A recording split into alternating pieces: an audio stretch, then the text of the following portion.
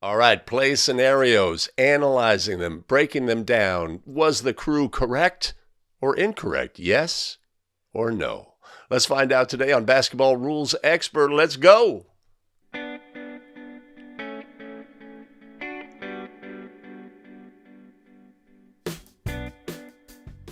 Greetings and welcome back to another episode of the Basketball Rules Expert, the YouTube show where we take National Federation of High School basketball rules and we lift them off of the printed page, breathe life into them, simplify, clarify, amplify, so that we can take the rules with us onto the basketball court where it is most important. Greetings again, everybody. My name is Greg Austin with abetterofficial.com. I've been a high school basketball official here in the San Francisco Bay Area for over a decade. Consider myself to be knowledgeable about the rules of basketball, and this show is all about helping you on a journey to becoming a basketball rules expert as well. If this is the content that you find valuable as a basketball official, time to do all of the things. Hit the like button below, the subscribe button, and the notify button so you don't miss out on any of our new content. We live stream every Wednesday and Friday. Join us for the live stream and put your voice in the game. Excellent. Allow me to take a moment to thank those who fuel our show, our tremendous show supporters: Charles Fogel, Fred Thompson, David Barnett, Nick Hahn, and Janice Brown. Much appreciated and much love. You want to support the show, there'll always be an opportunity. I'll put a link down in the show notes below. Awesome. All right, today we are looking at rules, scenarios, play situations that occur in a game, how to make the proper adjudication of the plays. Let's get started with our very first play scenario.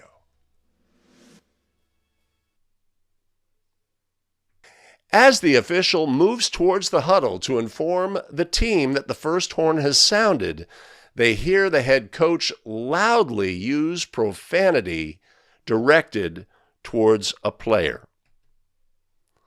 The official assesses a direct technical foul on the head coach. Was the official correct? Yes or no? Right? So we have a scenario where a timeout, obviously, a timeout situation. First horn sounds. The officials approach the huddle to indicate to the teams that the first horn is sounded, and the official hears the head coach loudly use an expletive directed at his player.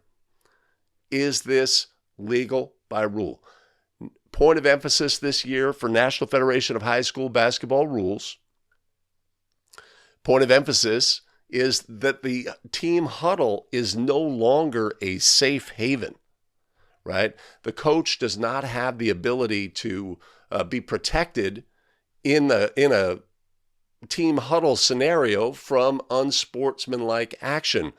National Federation of High School Basketball Rules Committee says we don't want coaches dropping F-bombs on their players, right? And the fact that they are doing so within a huddle, they do not have that ability. They don't have any protection by rule in that situation.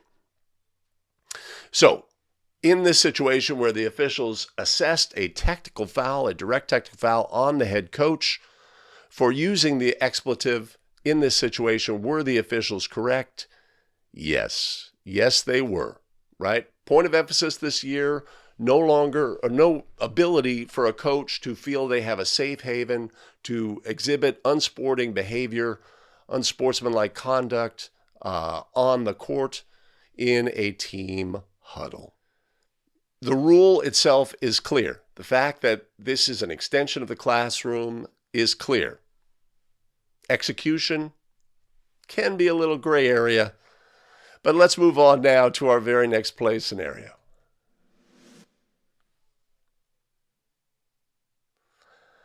Player A1 is trapped near the far sideline by B1 and B2. The center official hears a request for a timeout and turns to verify that it was Team A head coach requesting. The official then turns back to the court and sees that the ball has become loose. The official does not grant the timeout request. Were the officials correct? Yes or no? Right? Really straightforward scenario. Point of emphasis this year for National Federation of High School is ensuring that when a request is made for a timeout, that we verify if it came from the bench, that it was from the team's head coach, and that it occurs on the court when a player is holding the ball or dribbling the ball in a live ball scenario. Because too often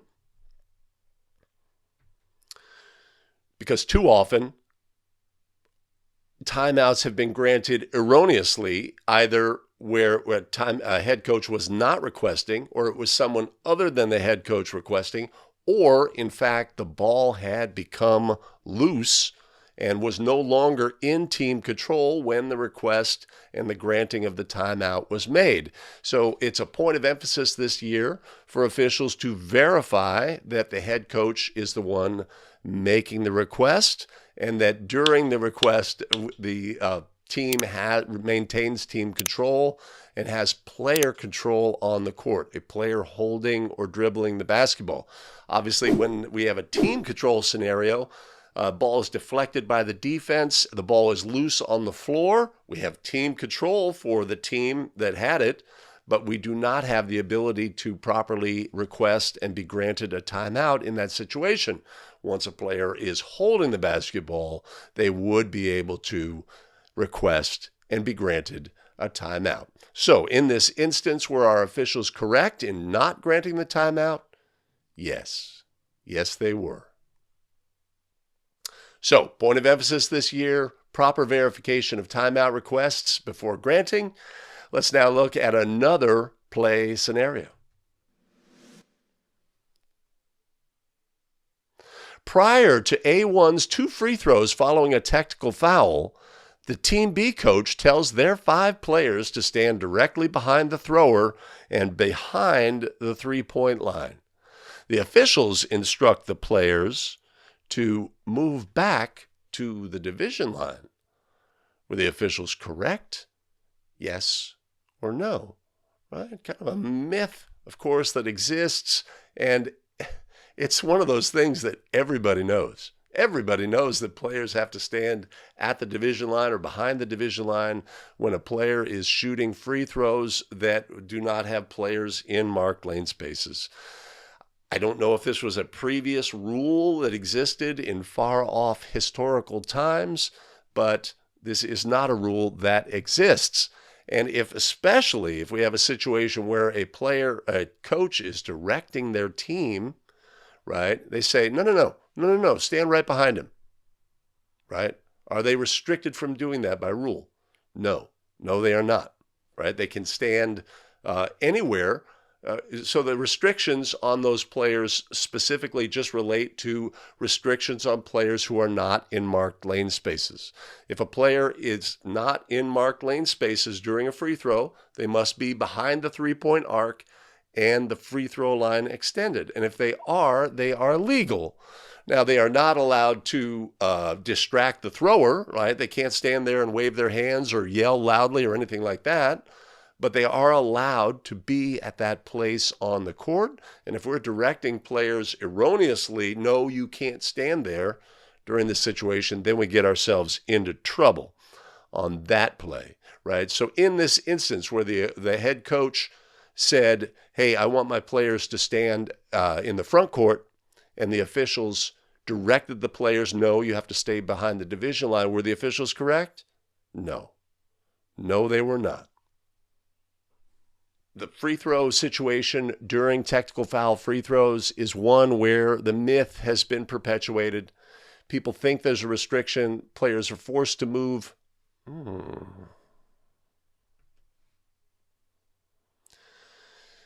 Behind the division line, but by rule, that is not a restriction that is on those players. It's a myth.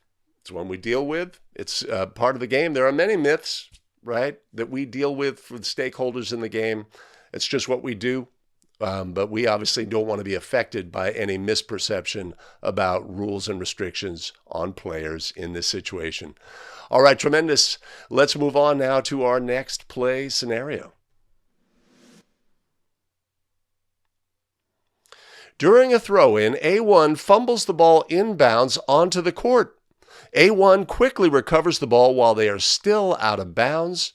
A1 then passes the ball to A2 standing in bounds. The officials rule a throw-in violation. Were the officials correct? Yes or no? Right? So a player has the ball. The throw-in has begun. It is at their disposal. Either they have picked the ball up after a made basket. The official begins their count. The throw-in has begun. Or they were handed the ball by the official. They are holding the ball. The throw-in has begun. Or they were bounced the ball by the official.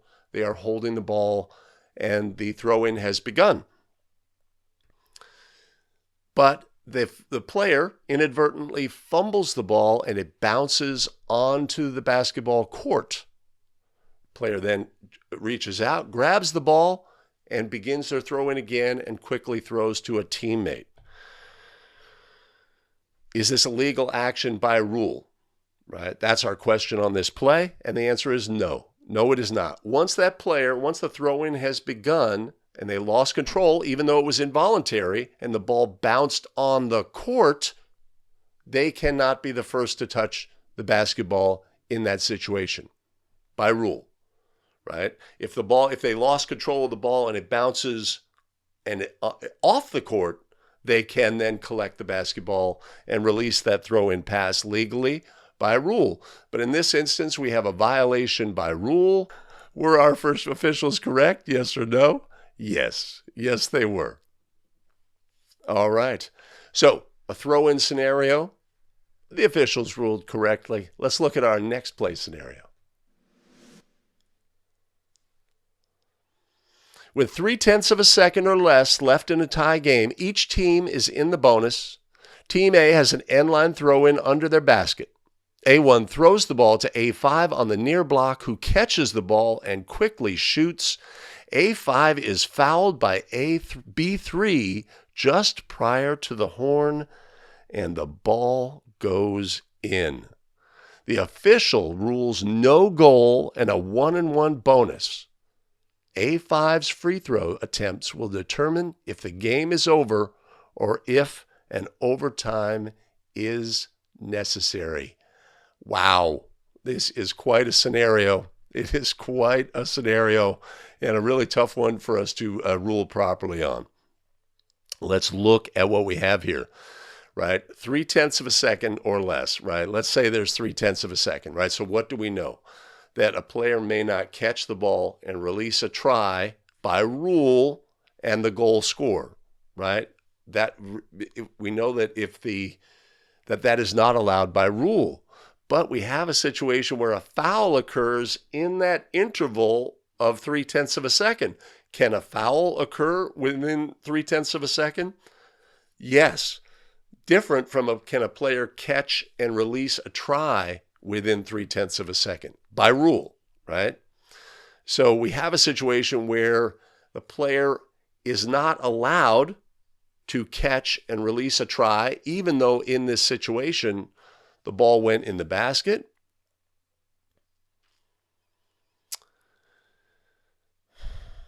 Tough situation, right? And the officials rule that no goal, because no goal can be scored in this instance by rule, and we're going to shoot 1-and-1 bonus because it can't be a try. This is a challenging scenario, any way you slice it. So in this instance where the officials ruled no goal and a 1-on-1 bonus, were the officials correct? I don't know. I don't know the answer. Let's talk this one through. So in this situation, the officials were correct. The offended player would be awarded bonus free throws, and those free throws would be attempted with the lane cleared, and the result of those free throws would determine whether or not the game went to overtime or the game was over. If the player made either of their bonus free throws, if they made the first of their bonus free throws, the game would be over. So it's a great play scenario. It's a challenging play scenario. It's one that really forces us to have an understanding of a rule that occurs, only in end of game scenarios. But obviously at end of game scenarios, we want to be our best. So, investing time to understand the rules and restrictions here are super valuable as basketball officials. But now let's move on to our very next play scenario. A1, in an attempt to screen, takes a stationary position in the path of moving B1. The position of A1 is so close to B1 that B1 cannot avoid them and gets knocked off balance. The officials rule an illegal screen on A1 and use the punch signal to indicate a team foul. Were the officials correct? Yes or no? All right, so super simple here. We have a situation where we are screening a moving opponent. In the situation where a teammate is screening a moving opponent, they must give that opponent time and distance to avoid the contact. And in this situation, the player fails to do that, and our official properly rules a team control foul. So were the officials correct? Yes or no? Yes. Yes, they were. Now, of course, new this year in National Federation of High School, we are eliminating the punch signal. Not all states have adopted that, but that is the NFHS approach. And we would, rather than use the punch signal, we would use the behind the head and point, just as in a player control foul in this instance. So our ruling on the play was correct. Our use of signals potentially correct or not, depending on what part of the country you are in. A simple scenario, properly adjudicated by the officials. Maybe we're indicating using a signal that's not approved by National Federation of High School, but communicating what happened. But let's move on now to our very next play scenario. A1 gets the ball in the post, drives to the basket, and is fouled by B1. The ball goes in. A1 turns and taunts B1 and is assessed a technical foul. It is A1's fifth foul. The officials allow A1 to attempt the merited free throw, and then they follow the disqualification procedure for A1 and allow the head coach to select a player or eligible substitute to attempt the 2 free throws for the technical foul. Were the officials correct? Yes or no? So, let's go with the important part of the question here. We have a situation where a player is awarded a merited free throw, but has been disqualified with their 5th foul. Is that player allowed to attempt that merited free throw? No, they are not. The correct adjudication here would be to inform the coach, hey, coach, that player has 5 fouls, and who attempts their merited free throw? Their substitute, right? And the head coach for Team A would send a substitute into the game.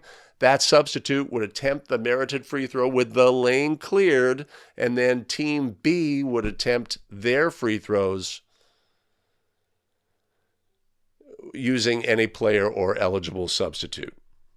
So, a simple scenario, one that's made complicated by a poorly worded question, but in this situation where a player is awarded a merited free throw and they then commit a foul and become disqualified by rule, they are not allowed to shoot that merited free throw. We go through the disqualification process.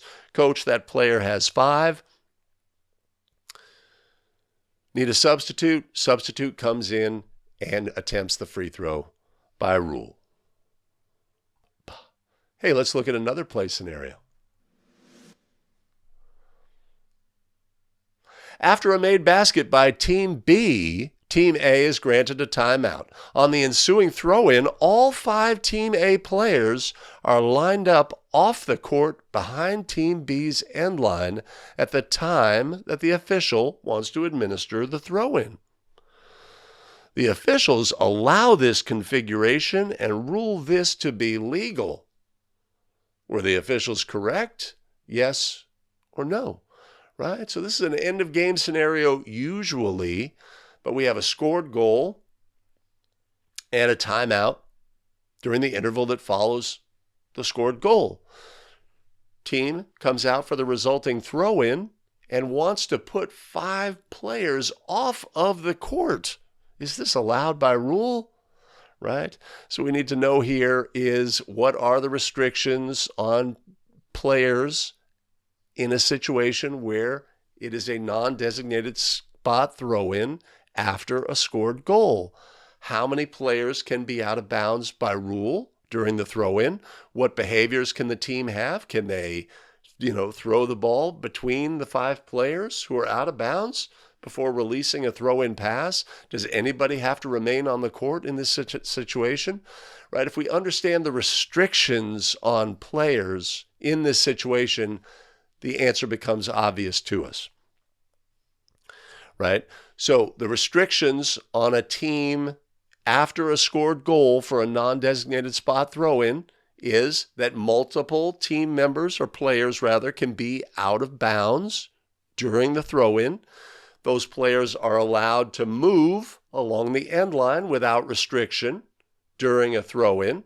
Those players can pass the ball between each other, right? All these are all legal. There's no restriction against that in this situation. The only real restriction here is that the team, once the ball becomes live and the ball is at the disposal of the thrower, they have 5 seconds to release the throw-in pass. So in this instance, where the officials allowed those 5 players to be out of bounds during the throw-in, were the officials correct? Yes or no? Yes. Yes, they were. All right, a common end-of-game scenario tactic. 5 players out of bounds for a throw-in after a scored goal and after a timeout, one that we want to adjudicate properly by rule, and this crew did in this instance. Let's look now at our next play scenario. A1 scores a goal to give Team A a 2-point lead with just seconds remaining. A11, A12, A13, and A14, believing the game to be over, run onto the court to congratulate A1 despite there being 3 seconds remaining.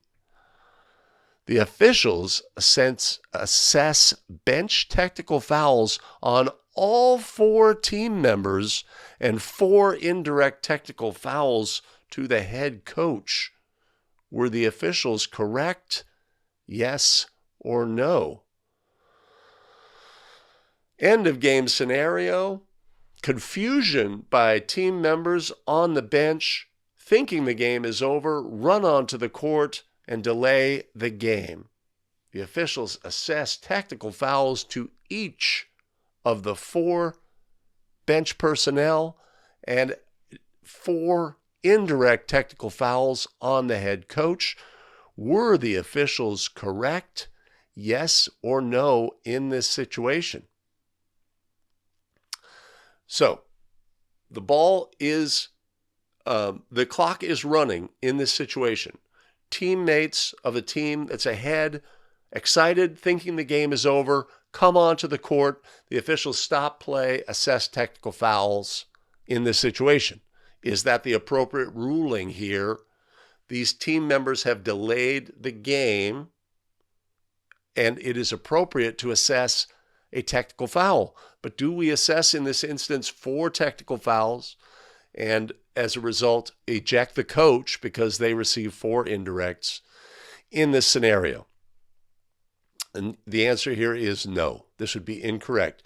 When you have a situation where multiple team members from the bench display an unsporting behavior or a behavior that rises to a technical foul, the rules say, okay, we're going to treat this a little bit differently. Now, if one player had run onto the court, that would be a technical foul on that player, right? A team member.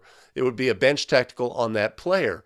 If two run onto the court, we say, well, wait a minute. It's not going to be one on each. It's going to be one collectively. If team members are in a bench area and after warning refuse to sit, it becomes a problem. There's 5 team members standing in a bench area. We assess one technical foul for the behavior of the 5 players collectively. In this situation, we'd have one technical foul for the behavior of these 4 players who entered the court collectively. So we would assess that technical foul. It would be an indirect on the head coach.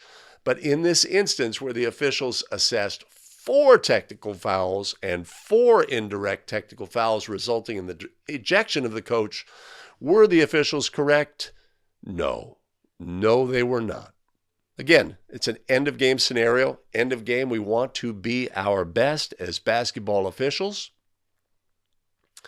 because the actions that we take, the rulings that we put into the game, there is no opportunity for a team to recover from an erroneous ruling, and our ruling may lead to the team winning when they should not have been the team winning. And obviously that's not a situation we want. End of game, we want to be our best. That's a takeaway there as well. But let's look at our next play scenario. Team members A11 and A12 are standing in the bench area during play despite a previous warning by game officials that they remain seated. The officials assess bench technical fouls on both team members and 2 indirect technical fouls on the head coach. Were the officials correct? Yes or no? Right? Similar play scenario, right? And one that brings up the same point as the previous play. In this instance, we are assessing the behavior on 2 team members in the bench area, but we are treating them collectively. This would be 1 team or bench technical foul by rule and 1 indirect technical foul on the head coach. Case play supports this. In this instance, we're going to treat those team members' behavior collectively. So on this play, where the officials assessed 2 technical fouls and 2 indirects, were the officials correct, yes or no? No. No, they were not. We have a bench technical foul collectively on multiple players. The correct adjudication is a bench technical foul for the behavior of multiple team members. Anytime there's a bench technical foul, it is also the responsibility of the head coach. So we have a technical foul on the bench. We have an indirect technical foul on the head coach. The result of the indirect technical foul is the loss of the privilege to stand and coach the team. So the concept here is clear by rule. Our concept is multiple infractions by multiple personnel on the bench is to be treated collectively. 1 technical foul assessed, since it's a bench technical, indirect on the head coach. And that's what we have on that. Oh, we're getting to my favorite part of the show, our final play scenario.